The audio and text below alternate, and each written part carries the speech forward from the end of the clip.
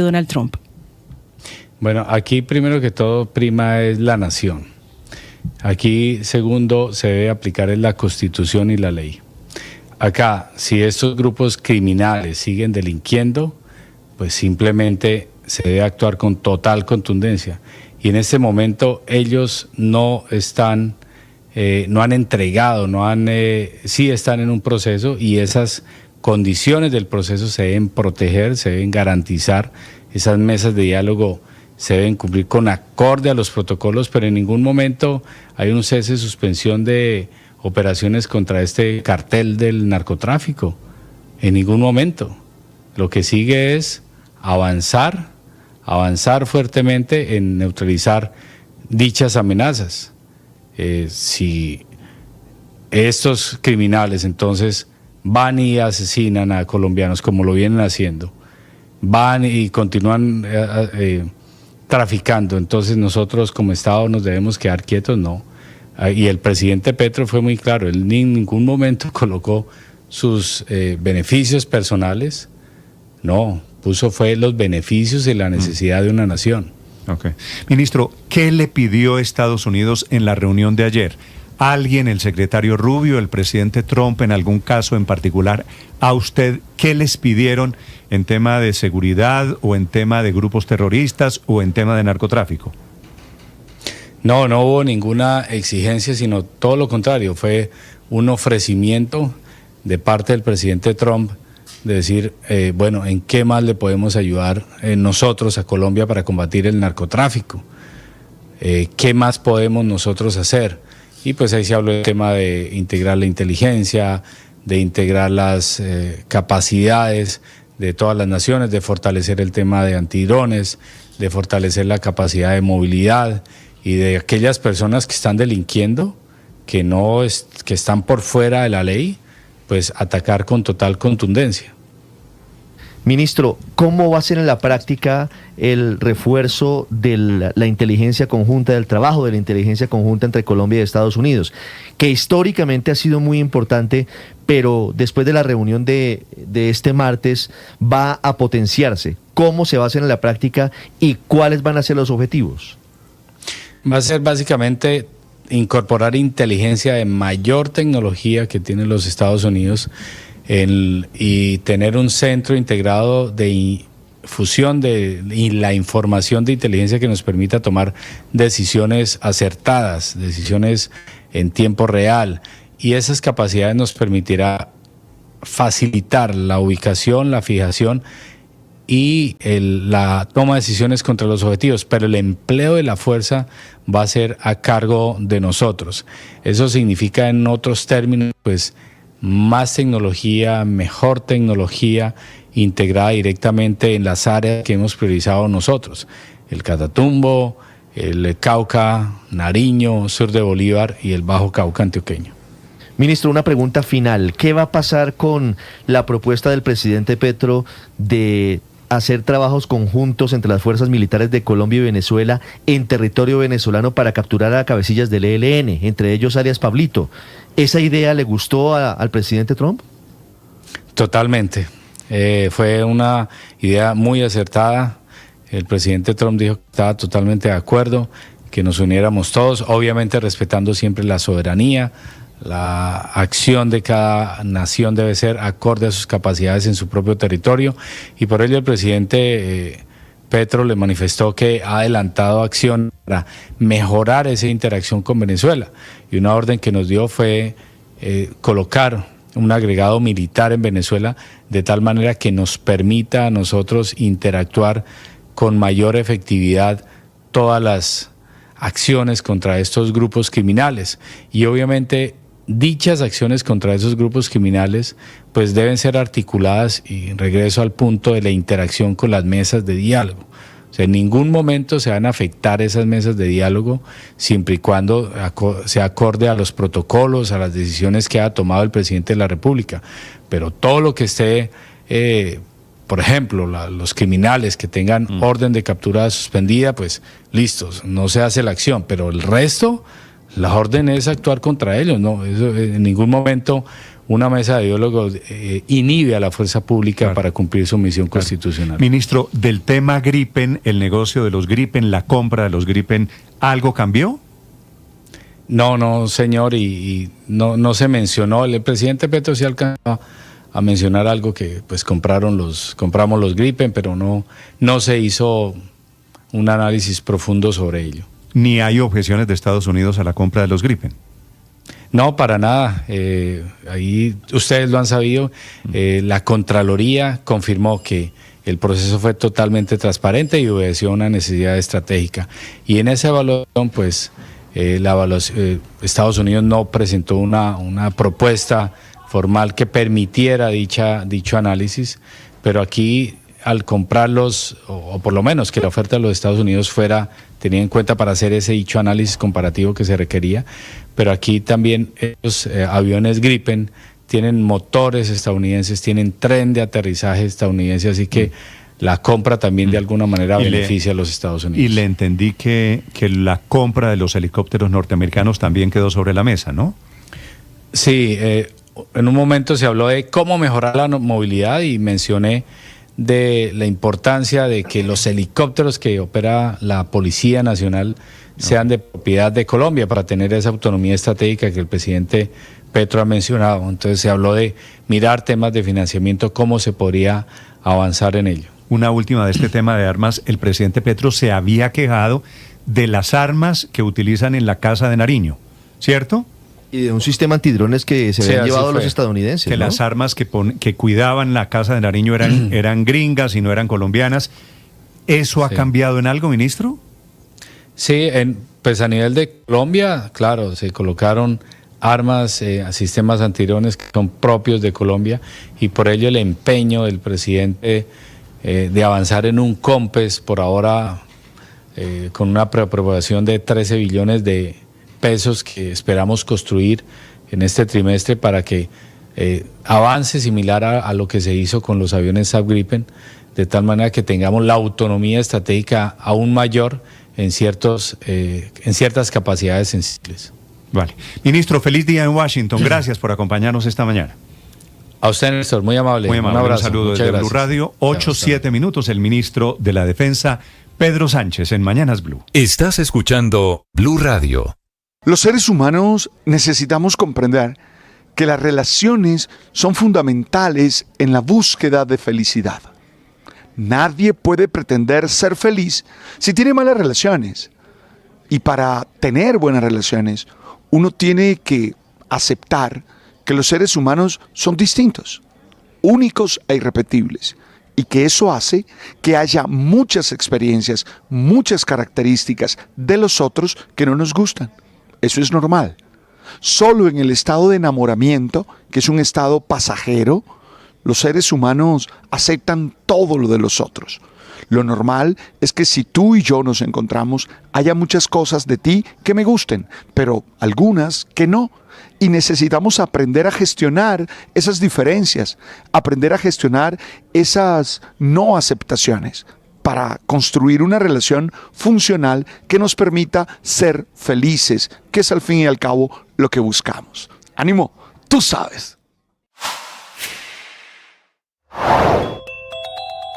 En el 2025, Colombia tuvo la peor crisis humanitaria en su historia. Los síntomas de este diagnóstico son los abusos de los grupos armados, el limitado acceso a la justicia y los altos niveles de pobreza, especialmente en las zonas o comunidades rurales del país. A grandes rasgos, ese es el último informe de Human Rights Watch, que recoge los pocos o limitados resultados de la paz total para...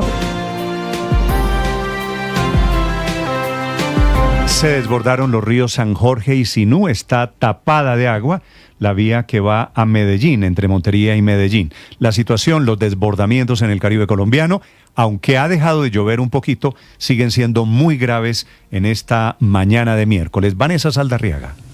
Néstor, buenos días. Estamos hablando de que las intensas lluvias en estos momentos tiene afectado el paso entre Montería y Medellín a la altura del municipio La Apartada, uno que por cierto tiene afectaciones con inundaciones en el 70% de su territorio. Por esto solo están permitiendo el paso de los vehículos de gran tamaño como camiones, mientras que al resto les están pidiendo que por favor esperen luego de que realicen obras con motobombas y puedan evacuar el agua que se encuentra en estos momentos ocupando la vía. Es preocupante el panorama, pues a pesar de que cesaron las lluvias en las últimas horas, continúa la alerta roja, en este caso para más de 22 municipios en Córdoba, donde en estos momentos siguen subiendo los niveles del río Sinú y el río San Jorge. Y es que para que tengamos una idea, las evacuaciones no han parado y en Montería, por ejemplo, todavía están llevando lanchas a las zonas rurales para retirar al personal de los sectores. Precisamente ayer, en horas de la noche, se encontraba el gobernador de Córdoba, Erasmo Zuleta, haciendo un recorrido en el municipio de Montelíbano para verificar que las personas en la zona de riesgo ya hubiesen salido, y fue justo cuando logró darse cuenta de que un motociclista estaba atrapado por lo menos entre la corriente de agua y unos arbustos mientras trataba de aferrarse fuertemente a unas raíces y a su motocicleta. Al parecer, a pesar de las advertencias que habían sido emitidas para evitar el paso en este sector, la osadía del motociclista lo llevó a pasar por este sitio sobre las 8 de la noche, lo que terminó enfrentándolo a una creciente súbita que lo llevó a simplemente ser arrastrado por la corriente. Estaba pidiendo auxilio y justo en ese momento el gobernador estaba pasando con su caravana y notó de lejos un casco blanco que se movía a lo lejos, y fue cuando le dijo a sus escoltas que tenían que ir a ver qué estaba sucediendo. Claro, porque venía la moto, pero ya yo había visto el casco allá. Cuando yo dije, dale para adelante, ya yo me tiro y salgo a buscar caña, pero no hay. Cojo la navaja, mocho el cinturón. El cinturón, ¿viste? Y ahí va. Fue entonces cuando llegó hasta donde estaba el joven, saltó de su carro y mientras el agua le daba por las rodillas, sacó una navaja que tenía guardada para cortar su cinturón de seguridad y usarlo como lazo que le permitiera llegar hasta este joven. Para esto contó con la ayuda de 2 escoltas suyos, como le estamos viendo en estos momentos a través de YouTube y DeTube, quienes terminaron haciendo una cadena humana, agarrados de los brazos. Pero la situación puso en una encrucijada a Jesús, este motociclista que estaba en apuros, porque él solo gritaba mi moto, mi moto, mi moto. Estaba preocupado por su vehículo. Fue entonces cuando le dijo el gobernador, suéltala que yo te doy una.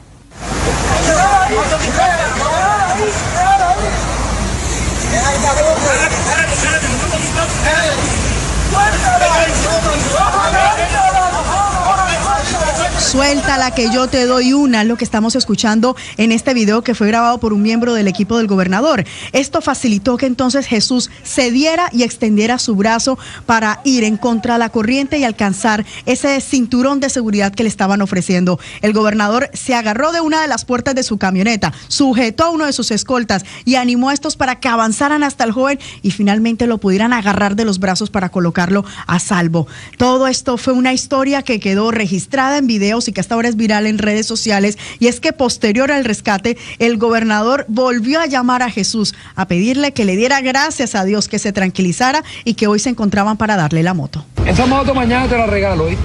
No te preocupes. Lo material se recupera. Dale gracias a Dios porque estás con vida. Entre las lágrimas, el hombre volvió y le agradeció por teléfono la ayuda que le dio y el hecho de que lo hubiese salvado. Pero esa es la historia que tenemos allí en Córdoba, porque en Santa Marta en estos momentos están las autoridades luchando contra toneladas de basura que terminó arrojando el río Manzanares sobre la playa, y a su vez están despidiendo en el sector de Gaira a 3 personas que fallecieron por la avalancha que se presentó en la madrugada de este martes. Esto sumado a que se encuentran suspendidas las clases en los centros educativos y universitarios por toda la crisis generada por estas inundaciones, sumando también a Río Hacha con más de 20,000 personas afectadas luego de que las inundaciones no solo desbordaran ríos, sino que también afectara el viejo sistema de alcantarillado. Los pronósticos apuntan a que hoy, aunque no tendremos lluvias, sí habrá fuertes vientos que estarán afectando por lo menos las zonas costeras, Néstor. Sí, no sé qué me impresiona más, Vanessa. La angustia de don Jesús aferrado a su moto para mantener su trabajo, es su forma de supervivencia, o el valor del gobernador, que se arriesgó a la gente para salvar a Jesús. Muy conmovedoras imágenes, ¿no? Las de Montería. Bastante, Néstor, y la verdad es que uno cuando observa esto ve que sí hay buenos funcionarios o por lo menos mandatarios que se preocupan por su gente, porque eso era lo que él estaba haciendo en ese momento, un recorrido para verificar que la gente sí estuviera cumpliendo con la orden de evacuación y por lo menos con no estar en las zonas de peligro como esta, que esa le daña al río Sinú. Sí, esa frase me parece va a quedar para la historia, Felipe. No joda, suelta la moto. Pues porque quedarse amarrado a la motocicleta pero usted, era también condenarse a que eso Pero ve usted que una cosa es en abstracto, cualquiera diría, hombre, la vida está por encima de la moto, todo, cualquiera de nosotros haría ese discurso, pero otra cosa es ahí, pues en el momento donde las emociones están a mil y él se aferra a ella. Su moto en ese momento lo era todo. Ya hablaron, ¿no? El gobernador se compromete con Jesús a que le va a dar moto. Le dice, esta conversación arranca Néstor diciéndole, ajá, papito, estás vivo, dale gracias a Dios. Le dice que ya está con su hija, con su esposa y que hoy tienen la cita para comprarle la moto que le prometió en medio de ese momento tan angustioso. Muy bien, son las 8 de la mañana, 15 minutos. También hay inundaciones esta mañana en el Valle del Cauca y también están inundadas las carreteras. La calzada Buga-Tuluá esta mañana taponada por los desbordamientos. Hugo Mario. Néstor, esta madrugada se desbordaron las quebradas Pueblo Nuevo y Presidente sobre la doble calzada Buga-Tuluá, cerca del peaje de Betania, en el centro del Valle del Cauca. Algunos vehículos quedaron atrapados en medio de la carretera inundada en Buga, en Tuluá y en San Pedro. El aguacero de las últimas horas, además, dejó casas destechadas y vías inundadas. También hay fincas y cultivos inundados en zona rural de Jamundí, al sur del departamento. Río Puente de las Brujas, Río Jamundí. En este momento, 6:20, 6:30. En el Valle del Cauca hay alerta por lluvias en 27 municipios. La situación más crítica se reporta a esta hora en zona rural de Buenaventura, en donde hay más de 7,000 familias afectadas por desbordamiento de ríos. Diana Cabrera es la directora de gestión de riesgo de Buenaventura. Hemos recibido diferentes reportes en esta segunda temporada de lluvias, como las comunidades del Río Dagua, Río Calima, Río Cajambre, Río Mallorquín, entre otras comunidades. Hemos tenido un acercamiento con el Ministerio de Agricultura, con la Secretaría de Desarrollo Económico y Rural. En Cali también hay alerta por el derrumbe de una montaña en zona rural. En el corregimiento de Villa Carmelo hay viviendas en riesgo. En el Valle del Cauca fue declarada la calamidad pública, Néstor. Esta mañana hay una queja desde Córdoba porque no llegan ayudas, hay una queja desde Antioquia porque están retrasadas las ayudas. Dirige la oficina de atención de todas estas emergencias, la Oficina para la Gestión de Riesgo, Carlos Carrillo, en el Gobierno Nacional. Doctor Carrillo, buenos días. Néstor, muy buenos días, un saludo para usted y para todo su equipo, así como para todos los oyentes de Blue Radio. Gracias. ¿Usted está en Bogotá, doctor Carrillo? Hoy estoy en Bogotá, ayer estaba en el Andén Pacífico, estuve los días anteriores en Guapi. Tenemos una situación grave en el Pacífico, no sé si ya hablaron de ella. Estaba hablando de esa, efectivamente. Como Guapi, como Iscuandé, en Nariño, como Timbiquí, en el Cauca, pues han presentado graves afectaciones. De pronto no hay tantas cámaras allá, ¿no? Sí, pero ¿qué le vamos a hacer? También las hay en Córdoba, también las hay en el Valle, también las hay en Antioquia. Eso no es el tema de dónde hay cámaras, sino de lo mucho que hay que atender. ¿Por qué esta queja generalizada, doctor Carrillo, de que no están llegando a tiempo las ayudas? Pues debo decirle, Néstor, muy respetuosamente, que esa queja que usted está amplificando, pues no obedece a una realidad. En el caso de Córdoba, por ejemplo, esta semana, o sea, le estoy hablando de la semana que terminó, la UNGRD estaba entregando 13,000 kits de asistencia humanitaria de emergencia. Entonces, yo aprovecho estos micrófonos para explicar algo que a veces no se hace suficientemente visible. Colombia, desde el año 2012, tiene un Sistema Nacional de Gestión del Riesgo de Desastres, ¿cierto? Un sistema que coordina la UNGRD. Entonces, ¿quiénes componen ese sistema? Lo componen, por supuesto, la UNGRD, que es la cabeza.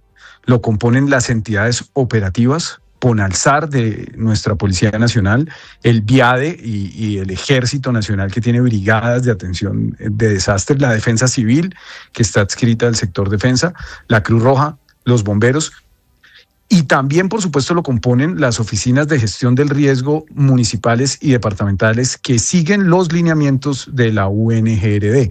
Entonces, un poco, Néstor, para que le quede claro a los colombianos, y creo que esto además me sirve para desmentir algunas falaces y oportunistas desinformaciones de candidatos presidenciales, aquí no se trata de que si responde A o si responde B. Aquí se trata de si el sistema funciona o no funciona, y debo decirle que el sistema funciona. Pero, ya los Carrillo, ataques políticos, que algunos candidatos hagan. No he entrevistado, no he mencionado candidatos políticos ni candidatos presidenciales. No, los estoy mencionando yo. He hablado con la gente de Córdoba, con el gobernador de Córdoba, y es el gobernador que está atendiendo allí en la región, que dice, estamos huérfanos, no viene ayuda desde el gobierno nacional. Seguramente a usted le contaron. Pues vea, yo debo decirle que yo estoy destacando el trabajo que el gobernador ha venido haciendo. Lo hice ayer en la televisión nacional y lo vuelvo a hacer en estos micrófonos. El gobernador ha venido haciendo su trabajo como lo han venido haciendo los alcaldes. El gobernador ayer se retiró de un PMU, pues él quiso salir, se dio unas palabras bastante desobligantes hacia el presidente de la República, hacia el gobierno nacional, pero yo quiero hacerle un llamado, Néstor, a ustedes y a los oyentes, a que no convirtamos esto en un acto político. Justamente los momentos de calamidad, los momentos de crisis, a lo que deben llamar es a la unidad, a la solidaridad, no a la búsqueda de protagonismos individuales. Y se lo digo, y por eso traía a colación el tema de los candidatos presidenciales, porque es que estamos en elecciones. Estamos en elecciones y los distintos actores políticos tienden a actuar de manera política. Nosotros en la UNGRD no. No entiendo a quién está acusando, si esto es contra mí o contra quién, doctor Carrillo. No lo estoy acusando a usted, no lo estoy acusando a usted, Néstor, y yo sé que pues esa es su forma de entrevistar, pero no se lo tome personal, porque yo de ninguna manera en este momento le estoy haciendo una acusación a usted de nada. Estoy poniendo en evidencia que aquí hay unos candidatos presidenciales que, instrumentalizando el sufrimiento de la gente, están tratando de atacar al gobierno nacional. Y por eso le insisto, Colombia tiene desde el 2012 un sistema nacional de gestión del riesgo que está funcionando. Entonces, decir, por ejemplo, que la UNGRD no está en el territorio en Córdoba, pues le debo decir es mendaz. Nosotros con nuestros equipos desplegados en el territorio, acompañamos al gobernador desde el primer puesto de mando unificado, con personas allá.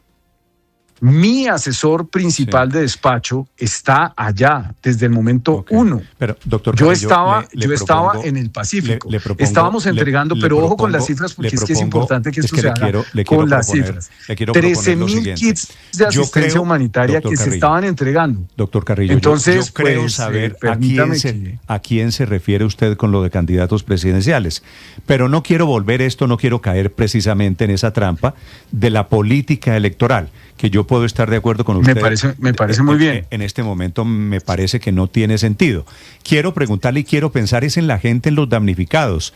A esa gente que lo está escuchando a usted en Tierra Alta, en estos municipios de Córdoba, de Magdalena, del Valle del Cauca o de Nariño que están inundados, ¿qué esperanza hay de que lleguen más ayudas? Pues esas personas no están solas. Fíjese usted que, por ejemplo, y vuelvo a enfatizarle cómo se pensó el sistema, porque eso es algo que para cambiarlo hay que cambiar la ley. En el caso de Guapi, a Guapi hoy, a través de el aporte de la Armada Nacional, deben llegar 26 toneladas de ayudas enviadas por la Gobernación del Cauca, que es la primera respondiente. Nosotros vamos a enviar más de 5,000 kits de asistencia humanitaria a Guapi, pero las primeras ayudas que llegan son las de la gobernación. Ese es el proceso regular. Y nosotros, por ejemplo, para que se entienda qué es lo que hace la UNGRD, nosotros invertimos el año pasado 65,000 millones de pesos en un buque de desembarco anfibio que se está fabricando hoy en los astilleros de Cotecmar, financiado plenamente por la UNGRD, porque ese es el papel de la unidad, fortalecer las capacidades del Estado. Entonces, ¿qué pueden esperar los damnificados? Que tanto las alcaldías como las gobernaciones, como el gobierno nacional, los están atendiendo en estos momentos difíciles. Gobernador, doctor Carrillo, ¿por qué no han llegado las ayudas, por ejemplo, a Córdoba? A propósito de la no emergencia. No es cierto. Pero dígame usted por qué dice que no han llegado las ayudas. Porque no solamente la gobernación las está llegando. Eso es lo que reportan las autoridades. Dicen que llegan pues entre hoy y mañana y no han llegado. No, señor, pero le estoy diciendo que tenemos desplegado un operativo de 13.000 kits de asistencia humanitaria en Córdoba. En Canalete se están entregando. Ya hemos entregado en los últimos días, y cuando le digo los últimos días, es en los últimos 5 días, 7.400 kits de asistencia humanitaria, de los 13.000 que están asignados. Entonces, yo, con todo respeto, les digo, yo entiendo que ustedes siempre amplifican unas cosas y quieren ocultar otras, pero es que uno no puede ocultar la realidad. Yo no puedo decir ahorita a las 9 de la mañana que está de noche. Esos kits de asistencia humanitaria están ahí, y si quiere le mando las fotos. Doctor Carrillo. Y seguiremos despachándolo. Entonces, y con mucho gusto, si quiere, pues el gobernador ayer no me quiso contestar, pero con el mayor de los gustos, yo me reúno con el gobernador y aclaramos esta situación, porque el gobernador no puede decir que no está llegando la asistencia humanitaria. Ahora, ¿qué pasa? Como esto se vuelve político, entonces, por ejemplo, van a salir los senadores. Hay un asunto con Córdoba, y es que Córdoba es probablemente el lugar con más senadores por metro cuadrado del mundo. Entonces, sale un senador, ni siquiera enemigo del gobierno, porque le vota todo al presidente, pero pues enemigo mío, y dice: es que aquí no necesitamos mercados, es que aquí no necesitamos limosna, es que aquí necesitamos obras estructurales. Esas obras que hacía la ONG de allá, de las que se robaban la plata, ¿eso es lo que necesitan? Pues no necesariamente, es un problema mucho más complejo, y en este momento que se está dando esta situación calamitosa, pues aprovechan para hacer actos políticos, en lo cual yo no voy a entrar. Vea, yo estoy concentrado en proteger la vida de 52 millones de personas. Lo llamé para preguntarle qué estaban haciendo por los damnificados y lleva 8 minutos hablándome de política. Y si quiere puede ser 20. Porque yo no le estoy hablando de política, yo le estoy hablando de acciones concretas, Néstor. Cuando yo le digo que se están entregando 13.000 kits de asistencia humanitaria, eso no es una declaración política, eso es una cifra. Son más de 80.000 damnificados, doctor Carrillo. ¿No es insuficiente? En este momento, ¿con quién hablo? ¿Ricardo? Sí, señor. Ricardo, ¿cómo le va? Primero, bien, señor. Aquí hay unas cifras oficiales, ¿cierto? Cifras que se consolidan con la información de los municipios y del departamento. En este momento la cifra es de alrededor de 20.000 familias afectadas. 20.000. Si son 80.000, sí, podemos responder con las 80.000. Pero le digo una cosa, la gobernación también tiene un papel que está haciendo y que reconozco, porque así es como funciona el sistema. Y por ejemplo, cuando hablamos de la desfinanciación de los fondos de gestión del riesgo, usted tiene desfinanciación a nivel municipal, a nivel departamental y a nivel nacional. Pero en mi administración, que es por la que yo le puedo responder, nosotros tenemos precontratadas las ayudas. Nosotros no vamos a salir corriendo hoy a improvisar y a hacer una orden de proveeduría para comprar de carrera unos mercados. Nosotros hicimos un proceso de precontratación que nos permite despachar inmediatamente hoy esa asistencia humanitaria de emergencia, que ya está en el territorio, le repito. Yo creo que usted, Ricardo, puede entender muy bien cuál es la logística, por ejemplo, de atender a 80.000 personas. Eso es enorme. Y el gobierno nacional, así a ustedes les moleste, está en capacidad de hacerlo. Sí, doctor Carrillo. Y el gobierno departamental también está haciendo su parte. Y algo, por ejemplo, que quiero destacar, fíjese que veía hace un momento cómo la gobernación de Córdoba también se está articulando con sectores privados, recibiendo donaciones. Eso lo están haciendo ellos, ¿cierto? Porque el sector privado también es parte del Sistema Nacional de Gestión del Riesgo. Entonces, mi parte de esta situación es que es una situación, sí, grave, pero es una situación que está atendiendo el sistema como un conjunto. Y esto nos demuestra que está funcionando, que debemos rodearlo y que en momentos difíciles tenemos que poner a un lado las mezquindades políticas que incluso vienen dentro del mismo pacto. Por ahí hay una gente que también está, pues que son del gobierno y que están un poco en la misma tónica que los enemigos del gobierno, simplemente porque yo les caigo mal, porque tienen una diferencia política conmigo, pero yo no importo. Aquí lo que importa es que el sistema les está cumpliendo a los damnificados. Le voy a agregar, yo no quiero meterme en ese tema de las batallas políticas. Me parece que en este momento, otro día le caso esa pelea, doctor Carrillo. Le agradezco, lo llamé para preguntarle por los damnificados, por los efectos del invierno. Le deseo un feliz día, doctor Carrillo. Néstor, también me gustaría contarle que en Antioquia la ONGRD está destinando un puente de 60 metros. Hemos hablado con el gobernador, no solamente los problemas están en Córdoba, en Antioquia se instalará ese puente militar semipermanente, también en Magdalena hay una afectación de una comunicación pues interrumpida por esta situación que también se restablecerá con un puente entregado por la ONGRD, así como en Casanare, donde se están entregando 2.000 kits de asistencia humanitaria y nuestros equipos están desplegados en La Guajira, en el Urabá, en Magdalena, en Córdoba, en Cauca, en Nariño y estaremos en cualquier lugar donde se presenten las necesidades. Muchas gracias, Néstor. A propósito, me escriben desde San Juan de Urabá que allá están esperando la ayuda del gobierno. Gracias, Carlos Carrillo, es el director de la Unidad de Gestión de Riesgo, 8:30 en Mañanas Blue. Bienvenidos, un gusto saludarlos. Buenos días, oyentes. Con ganas iniciamos nuestro día. Mañanas Blue con Néstor Morales es de nuevo el programa más escuchado en Colombia. Es una buena noticia. ¡Qué delicia! Más personas despertando con Blue. Seguimos acompañándolos en Mañanas Blue. Más razones para darles las gracias por hacernos la número 1. Blue, más que radio. En el 2025, Colombia tuvo la peor crisis humanitaria en su historia. Los síntomas de este diagnóstico son los abusos de los grupos armados, el limitado acceso a la justicia y los altos niveles de pobreza, especialmente en las zonas o comunidades rurales del país. A grandes rasgos, ese es el último informe de Human Rights Watch, que recoge los pocos o limitados resultados de la paz total para frenar a los grupos armados y cuestiona también severamente el hecho de que ni la fuerza pública ni las autoridades judiciales hayan protegido durante el año pasado de forma efectiva a la población civil, que solo por mencionar un caso, ayer fue blanco de un nuevo atentado terrorista con carro bomba en el Cauca, que no por coincidencia es una de las regiones con mayor afectación en términos de violencia. El informe pone sobre la mesa cifras que reflejan cómo, por ejemplo, los grupos se han fortalecido, provocando el confinamiento de más de 139,000 personas entre enero y agosto del año pasado. Por ejemplo, para junio, el Clan del Golfo tenía presencia en 392 municipios, el ELN en 232 y los grupos disidentes de las FARC en 299 municipios. Estas cifras representan un aumento aproximadamente del 55, el 23 y el 30% respectivamente en comparación con el año 2022.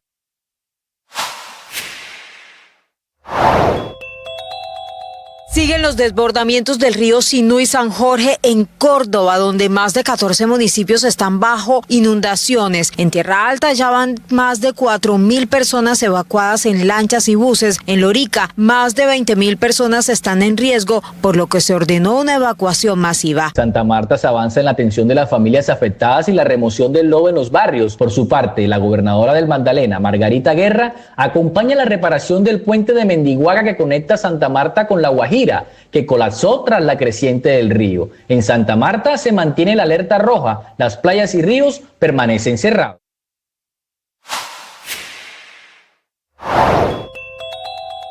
Día importante para la conectividad de millones de colombianos, con cerca de 30 millones de usuarios entre Tigo y Movistar en todos sus servicios y entre ambos sumando aproximadamente el 45% del mercado de las telecomunicaciones. Usuarios que a partir de hoy, miércoles 4 de febrero, quedan bajo el mando y el control total de la empresa Tigo, marca de la multinacional Millicom.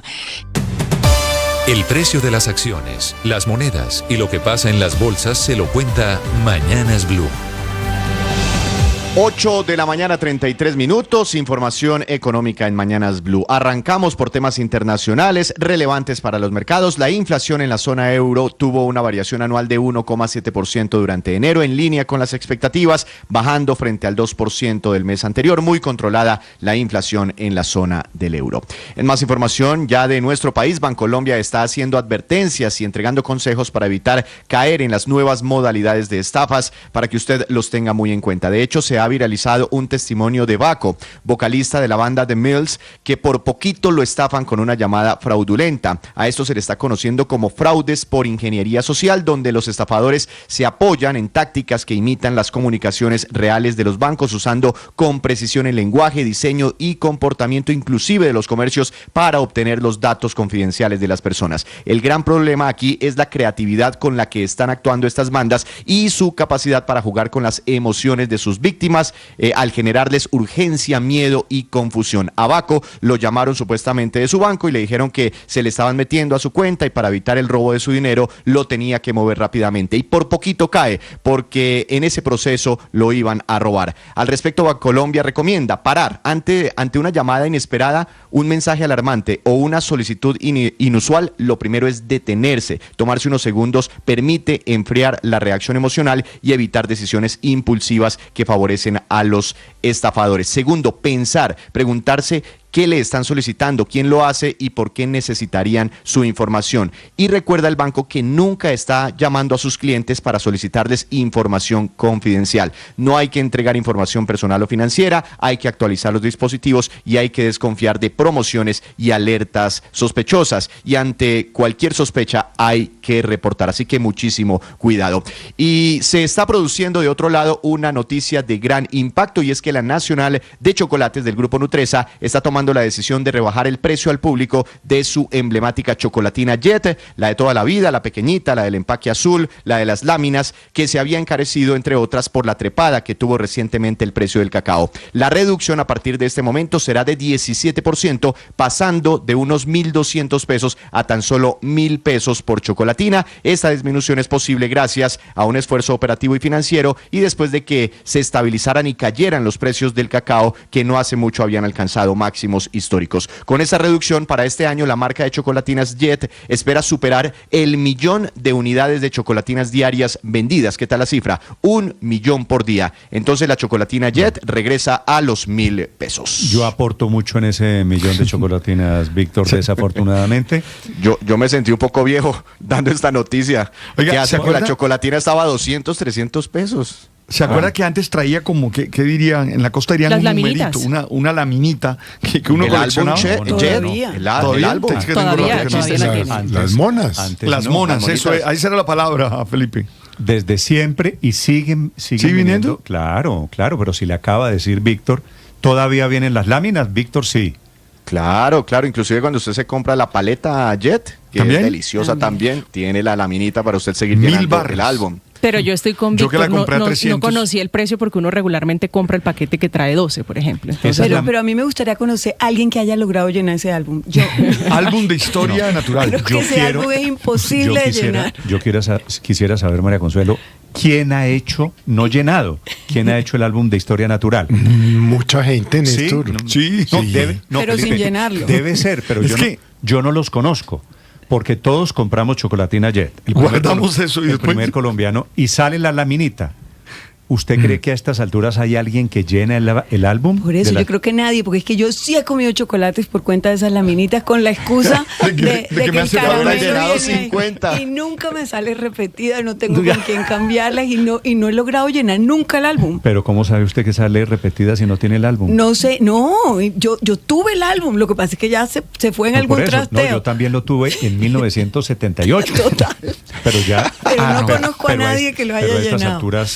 Pero a estas alturas uno no sabe cuál es la monita repetida y cuál le falta. Lo que sí le digo es que... Dicho de otra manera, padre, uno conoce, Felipe, gente que en el Mundial cambia monas del Mundial. Sí, para mí. Entonces, El Panini. Sí, claro. Dice, me salió tal jugador, me falta tal jugador. Yaga, tengo todo eso con el Mundial. Pero perfecto. uno no conoce gente que cambie monas del álbum de Jet. Exactamente. Estoy seguro. Yo no conozco a nadie que intercambie monas. Pues no, por lo menos a mí nunca alguien me ha dicho, venga, le cambio las monas del chocolate. Para los del Caribe. Lo que se llama aquí monas, allá se llama caramelo. Sí, caramelos o numeritos también. Pero esa es la mejor herramienta de marketing para los niños, Néstor. Mire, yo también como María Consuelo fracasé llenando el álbum, hice todo mi esfuerzo, pero comí mucha chocolatina, pero no lo llené.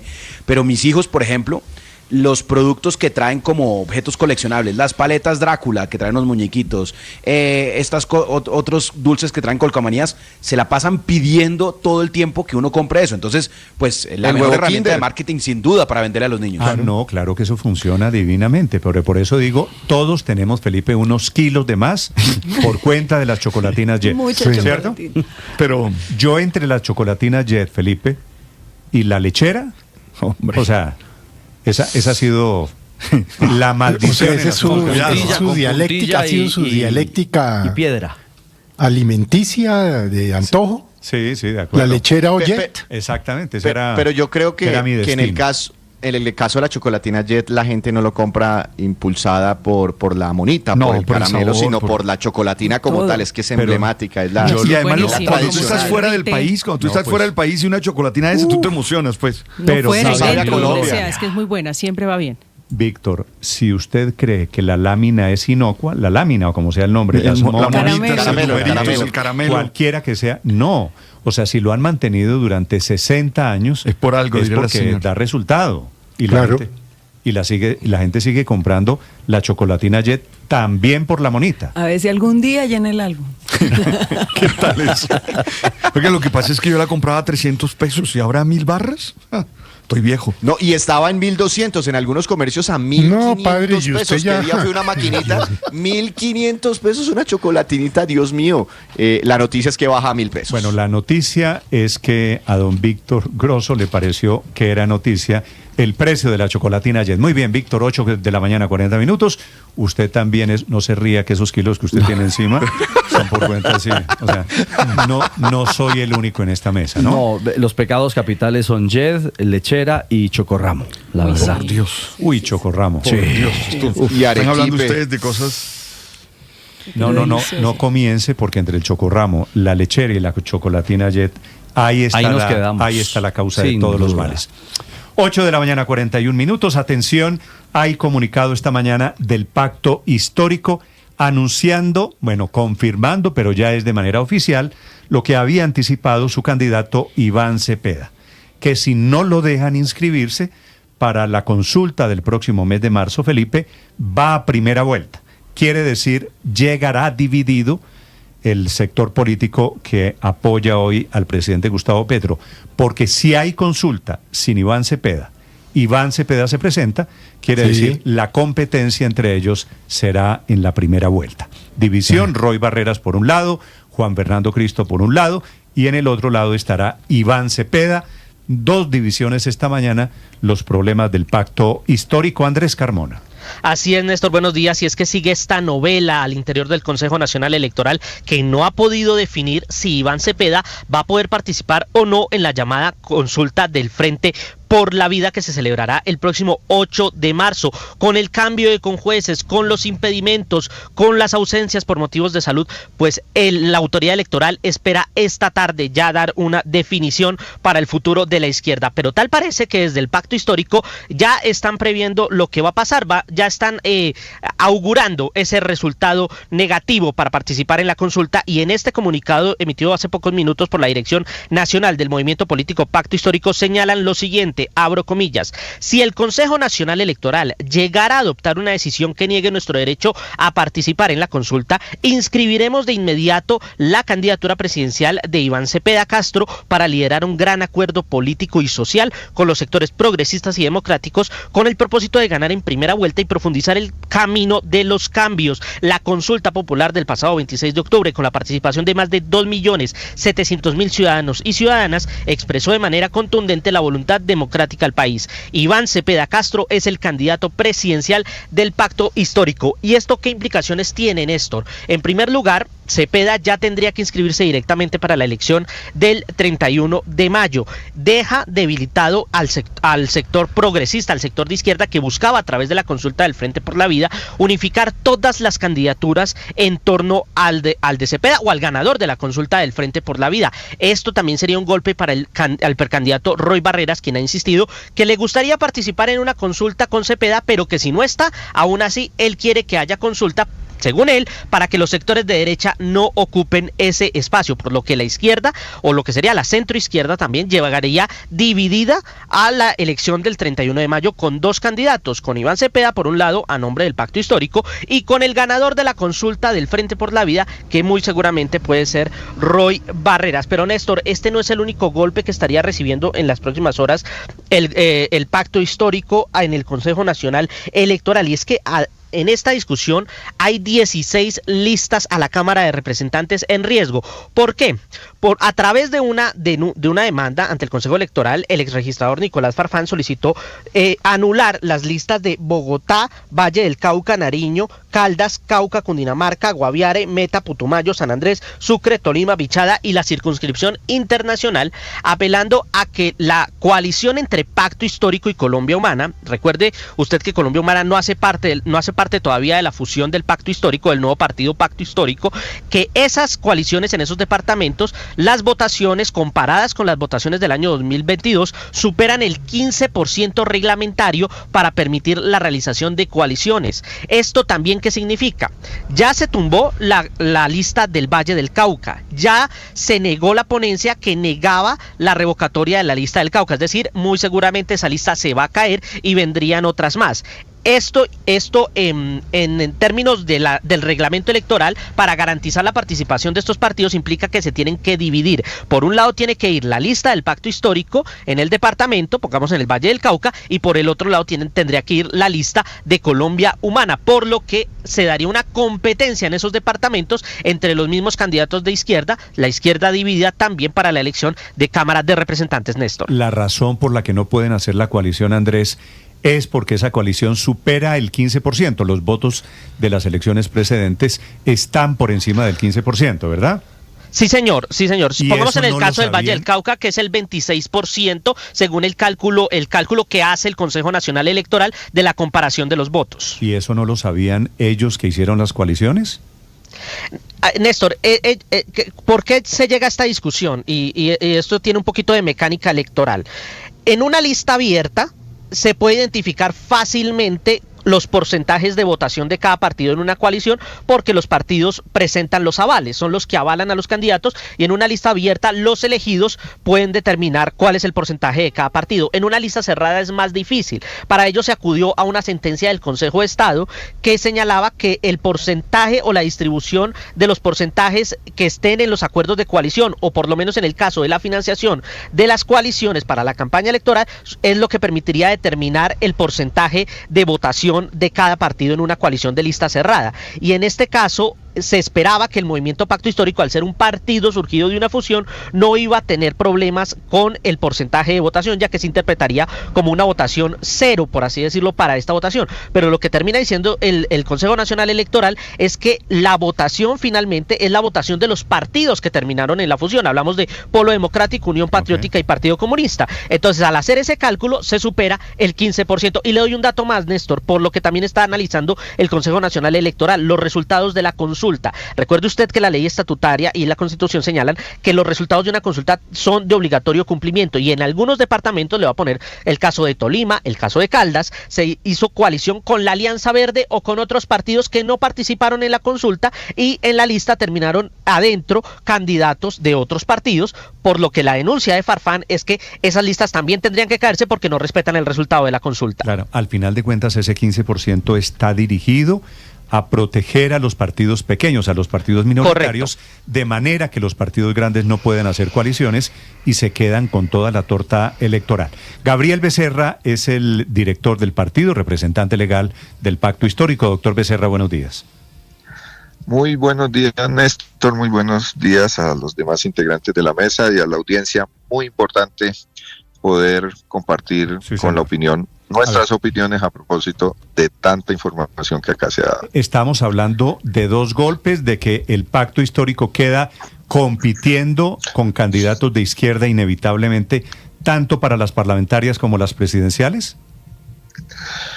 Pues la lectura que nosotros hacemos es que el objetivo político de sectores opositores al pacto histórico, fundamentalmente de sectores del centro democrático y de quienes históricamente han estado como antagonistas a nosotros, es llevar este éxito que ha venido teniendo el pacto histórico, que se ratifica en mediciones científicas como las últimas encuestas, a una situación de caos que nos impida competir y mantener este proyecto político. Y para eso, lamentablemente, hay una mayoría en el Consejo Nacional Electoral que en el caso concreto de las listas está prevaricando, porque hay una decisión del Consejo de Estado, máxima autoridad en ese campo, a propósito de una situación que se presentó en el departamento de Sucre, donde de manera clara, taxativa, dice que para las elecciones del 2026 se debe aplicar la fórmula que esa instancia de la justicia aclara a propósito de ese caso que te estoy comentando para la distribución de los porcentajes de votos. El Consejo Nacional Electoral, de manera, yo diría arbitraria, toma la decisión de mantener la fórmula que ellos tenían previamente.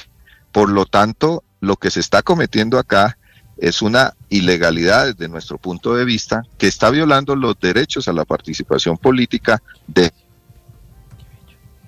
y que no atenta solamente contra nosotros, atenta contra la democracia, porque dejar por fuera a una fuerza política tan importante en el departamento del Valle como el pacto histórico es atentar contra la democracia en el departamento del Valle y en Colombia. Asimismo, en el caso que tiene que ver con el intento de que Iván Cepeda no participe en la consulta del Frente Amplio, ustedes pueden... Pero le propongo, doctor Becerra, si le parece, hablemos primero de lo que les está pasando con el tema de las coaliciones para el Congreso. ¿Le parece? Vale. Y después le pregunto por el tema de Iván Cepeda, aunque ambos concluyen en lo mismo, en la palabra división. Ustedes hicieron, en la izquierda, una coalición.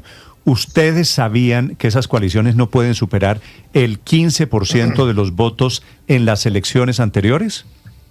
Claro, quienes estamos en esto llevamos mucho tiempo. ¿Y por qué la del Valle llega al 26%? No, porque esa es la interpretación que está haciendo la mayoría del Consejo Nacional Electoral. La interpretación que hacemos nosotros con base en una sentencia del Consejo de Estado, que yo se las voy a enviar ahorita si quieren a Liz, es la interpretación que aclara que en la distribución de los porcentajes de la votación no se aplica la fórmula que el Consejo Nacional Electoral ahorita nos quiere aplicar. Y además porque el pacto histórico, a raíz de la dilación que hizo el Consejo Nacional Electoral, que lamentablemente es un organismo muy cuestionado y que debería liquidarse y construir un nuevo poder electoral en Colombia, esa es otra discusión, no nos dio la personería jurídica a pesar de que la solicitamos en el mes de junio, el 17 de junio, hasta el 3 de diciembre. Entonces recordará Néstor que nosotros pudimos inscribir nuestra lista y nuestra consulta gracias a la protección, al amparo de una acción de tutela que nos dio un tribunal de Cundinamarca. Pero fíjese la paradoja, doctor Becerra. Esa ley, la que permite las coaliciones políticas en Colombia, está diseñada para proteger los partidos minoritarios. Hasta ahí estamos de acuerdo, ¿cierto? Sí, nosotros incluso... Para que los grandes no hagan coalición y se traguen a los chiquitos, básicamente. Sí. ¿No será que lo que está pasando es que ustedes ya no son chiquitos? No, lo que pasa es que en Colombia efectivamente hay una recomposición del escenario político. Nosotros somos un esfuerzo de unión de minorías. Por eso, para poder fortalecer la democracia colombiana, tomamos la decisión desde diciembre del año pasado, lo anunciamos el 17 de diciembre en el Hotel Tequendama, de que las minorías de la Unión Patriótica, las minorías del Partido Comunista, la minoría del Polo Democrático Alternativo avanzaríamos a un proceso de fusión, proceso que durante todo ese tiempo, más de 12 meses, el Consejo Nacional Electoral no resolvió, Néstor, lo resolvió hasta el 3 de diciembre del año pasado, y eso ha permitido un escenario de caos, de confusión, que nosotros entendemos es funcional a quienes pretenden negar algo que no se debería negar. Mira, Néstor, se puede estar de acuerdo no con el presidente Petro, con el pacto histórico, con nosotros, pero no se puede pretender derrotar esta opción política que por primera vez en los 200 años de vida republicana gana espacios institucionales en los escritorios, impidiéndole a los ciudadanos votar. Eso es un atentado no contra Iván Cepeda, no contra el pacto histórico. Doctor Becerra, no le están impidiendo a los ciudadanos votar. Lo que les están diciendo, ustedes no pueden hacer alianza, pero podrían ir por separado, ¿no? Y eso es lo que va a pasar hoy, que van a tumbar las listas, pero tanto el pacto histórico como la Colombia Humana podrán garantizado su derecho a inscribir las listas. No, en primer lugar, la solución no es que van separados. No, mira. En primer lugar, nosotros no hemos sido notificados de ninguna decisión.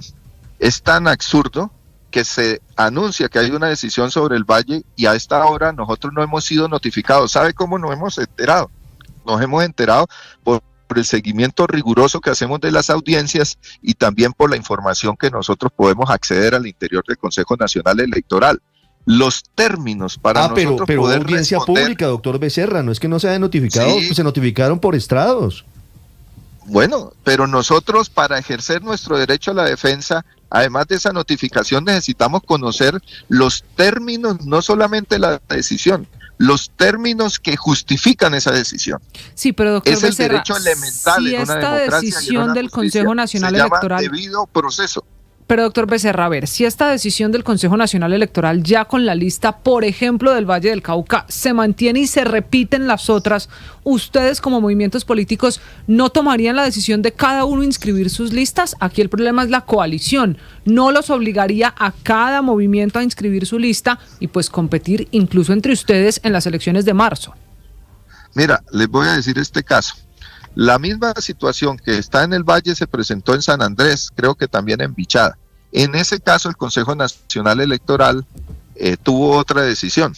O sea, si ustedes van y revisan, la lista de San Andrés está firme y la lista de Vichada está en firme, como también está la de Nariño, donde el doctor Farfán quiso argumentar lo mismo cuando allí no hubo coalición, sino que inscribimos la lista solamente como pacto histórico. Ahora, nosotros vamos a reaccionar de acuerdo a la decisión del Consejo Nacional Electoral en cada una de las jurisdicciones para poder garantizar el derecho del pacto a tener candidaturas y a que los ciudadanos decidan.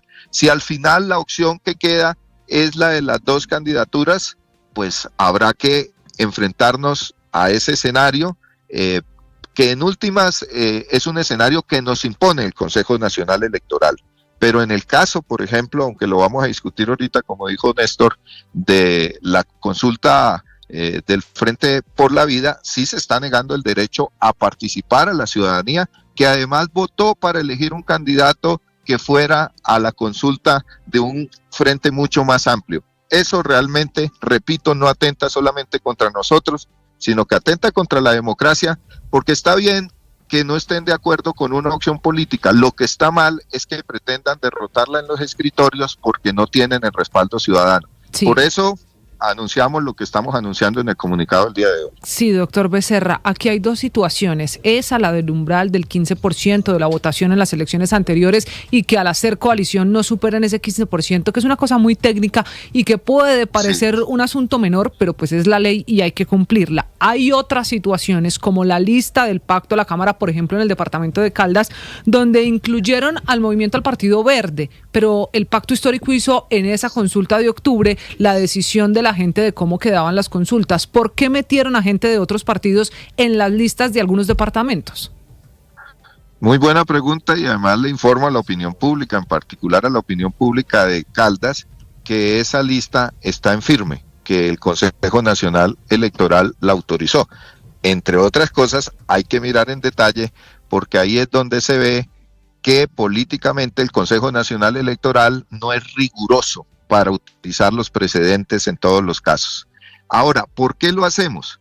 Porque si usted lee el acuerdo que todo movimiento que va a una coalición inscribe ante la autoridad electoral, y los movimientos tenemos la autonomía, ejerciendo la democracia, de consultarle a la ciudadanía lo que queramos, nosotros decidimos consultarle a la ciudadanía cómo conformamos nuestras listas mediante el voto ciudadano, pero incluimos una cláusula, la cláusula 16, donde dijimos que donde no se supera el 15%, tenemos menos del 15% como en Caldas, allí podríamos, y lo autorizamos en el acuerdo, hacer coaliciones. Entonces, nosotros, los candidatos que nos presentamos a la consulta y los ciudadanos que participaron en la consulta, participan sobre la base de un contrato, de un acuerdo que coloca los términos de ese resultado, y los términos de ese resultado están supeditados también a una cláusula que dice que donde tenemos menos del 15%, las direcciones del pacto podríamos hacer coalición con movimientos que sumados con ellos no violen esa regla. Y en Caldas, el pacto histórico ya como partido junto con la Alianza Verde no superan el 15%. Por eso nosotros hicimos la coalición, como lo hicimos en el Tolima, donde tenemos una representante, Marta Alfonso, que fue elegida mediante esa misma coalición y que ahora, curiosamente, el Consejo Nacional Electoral quiere tumbar. Quiere tumbar porque políticamente quieren violar el derecho de los ciudadanos. Que en Caldas la causal no es por el tema del 15%, sino porque inscribieron la lista por una coalición distinta a la que hizo la consulta. Claro, es lo que me está preguntando su compañera, que por qué nosotros inscribimos candidaturas en coalición. Y yo le digo, nosotros inscribimos candidaturas en coalición porque en el contrato, en el acuerdo que nosotros radicamos antes de hacer la consulta, preveímos que en unas regiones donde existieran esas circunstancias,